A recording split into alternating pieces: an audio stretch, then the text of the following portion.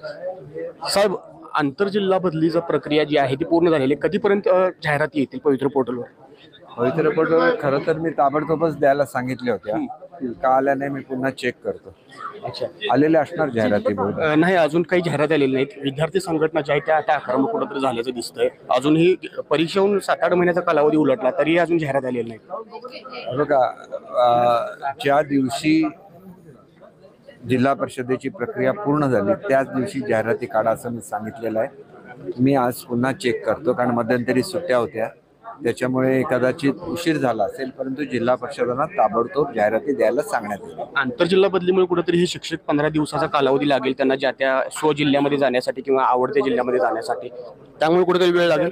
नाही नाही, असं नसतं. ते नंतर सुद्धा त्यांना पाठवता येतं ना. त्या पदं मोकळी आहेत, त्यांना जाहिरातीमध्ये यायला लागतं. मग मुलांना चॉईस द्यायला लागतो की कुठल्या पदावर कुठे जायचं ते. तो चॉईस मुलांना मिळेल. म्हणजे या आठवड्यात जाहिराती येतील 100%.